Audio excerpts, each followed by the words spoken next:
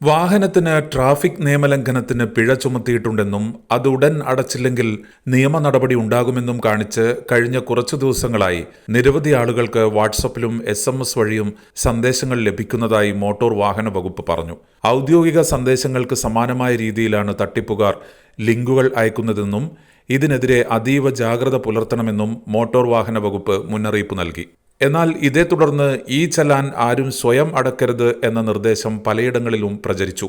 ഇതും തികച്ചും വ്യാജവാർത്തയാണെന്നും ജനങ്ങൾക്ക് ഇടനിലക്കാരില്ലാതെ തങ്ങളുടെ സേവനങ്ങൾ നേരിട്ടും താമസം കൂടാതെയും ചെയ്തെടുക്കുന്നതിനാണ് ഓൺലൈൻ സൗകര്യങ്ങൾ നിലവിൽ വന്നിരിക്കുന്നതെന്നും MVD വ്യക്തമാക്കി. ജനങ്ങൾക്ക് തങ്ങളുടെ വാഹനത്തിന് എന്തെങ്കിലും ട്രാഫിക് നിയമലംഘനങ്ങൾ രജിസ്റ്റർ ചെയ്തിട്ടുണ്ടോ എന്ന് സ്വയം പരിശോധിച്ച് ബോധ്യപ്പെടാവുന്നതാണ്.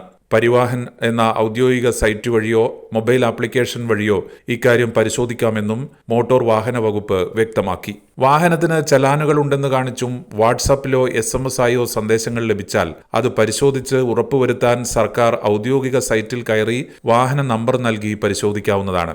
ഉണ്ടെങ്കിൽ അത് ഔദ്യോഗിക സൈറ്റിലൂടെ തന്നെ ഓൺലൈനായി ഒടുക്കുന്നതിനുള്ള സൗകര്യവും നിലവിലുണ്ടെന്നും അധികൃതർ പറഞ്ഞു. മെസ്സേജിലുള്ള ലിങ്കുകൾ ഇതിനായി ഉപയോഗിക്കരുതെന്നും സ്വന്തമായി പരിശോധിച്ച് മനസ്സിലാക്കാൻ ബുദ്ധിമുട്ടുള്ളവർക്ക് അക്ഷയ കേന്ദ്രങ്ങൾ ഉപയോഗപ്പെടുത്താവുന്നതാണെന്നും അധികൃതർ പറയുന്നു. തട്ടിപ്പ് സംഘങ്ങളെ കാണിച്ച് സർക്കാരിന്റെ ഓൺലൈൻ സേവനങ്ങളെ നിരുത്സാഹപ്പെടുത്താൻ ചിലർ ശ്രമിക്കുന്നതായും മോട്ടോർ വാഹന വകുപ്പ് വ്യക്തമാക്കി. Agent news.